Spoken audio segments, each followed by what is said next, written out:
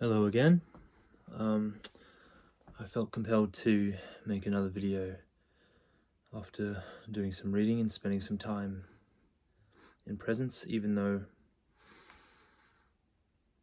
I'm still very much nascent and beginning to learn how to do this.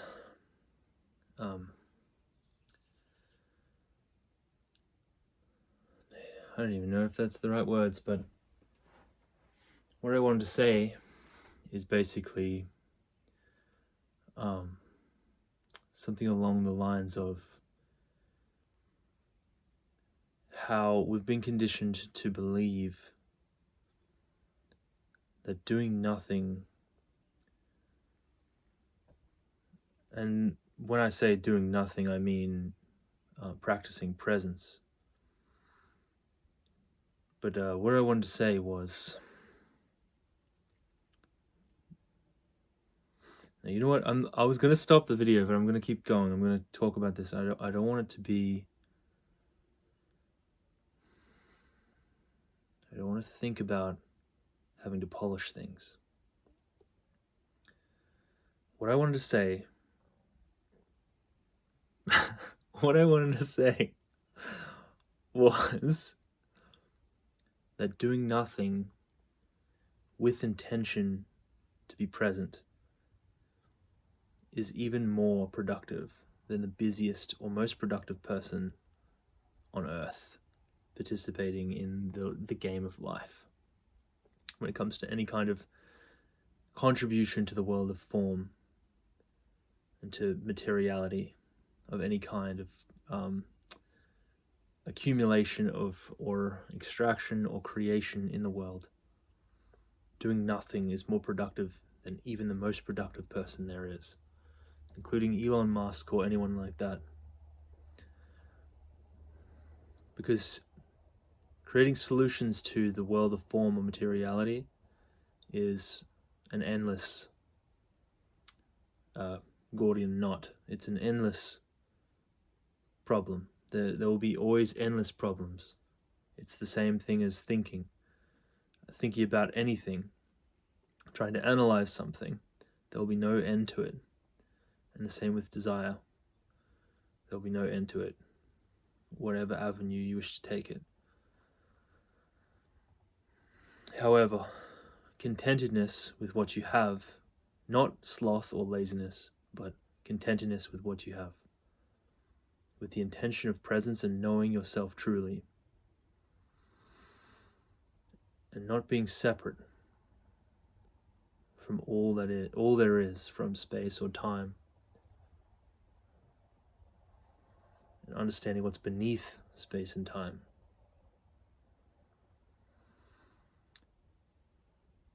The other thing that came to me whilst reading, I was reading again The Power of Now by Eckhart Tolle. So basically, any of these realizations come from that mostly, for the most part, or some other things like maybe Joe Dispenza and How to Break the Habit of Being Yourself and things like that, where I see a parallel and something comes up. The other thing that I wanted to talk about was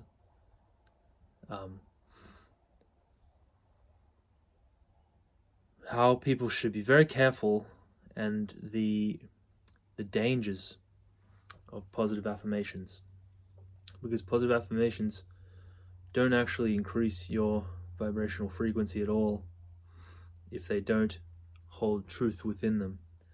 They actually create more of a duality in self with I and myself. When, for example, when someone says, and I notice these ones where I love myself, I love myself and I am this or that. When you're saying I am loving and I am joyful, that makes more sense because it's honoring the divinity within you. But when you come to I love myself, when you're talking about the ego mask or the host, it's an issue, because then you're identifying with some thing that you're struggling with and you're trying to find a solution to it. So for example, if you have issues with how you look, then you say, I love my appearance, or something like that. Or instead you should just be present with the pain that you feel and give all of your attention to that feeling beneath the thought and transmute that into conscious awareness, realizing that you aren't your body and that you aren't this host. It's just something that was given to you as a machine, as a mode of or vehicle of moving through this chapter or material space. The body is important. I'm not saying that isn't. To be rooted in your body and aware of your body is important. But I was just wanting to say something that I noticed was maybe there might be some dangers in positive affirmations as well.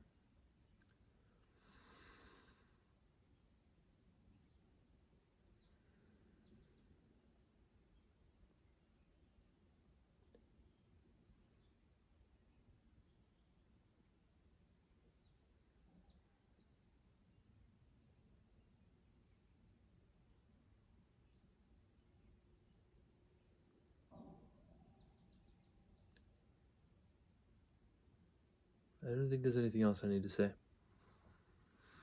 I was going to say something like that these things have come to me when I notice the pain body, or when I notice the thinker coming up and trying to berate me or put me in a place of despair because of my level of productivity in the world or my place in the world. And that only comes through, contextualizing yourself within the world, of being in the world, comparing yourself to others, progress, financial position, social status, their bodies, whatever it is, or relationships.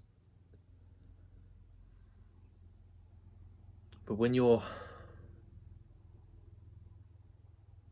instead trying to bring love and true peace and true knowing of what these things are and who you are truly beneath all form and beneath that constant striving, which is where there is no end. And I know everyone feels this same way as you see it manifest in the world of constant consumption.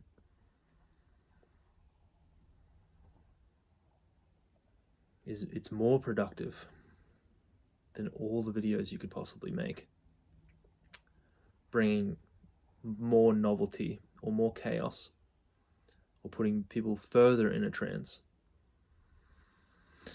Anyway, that's all.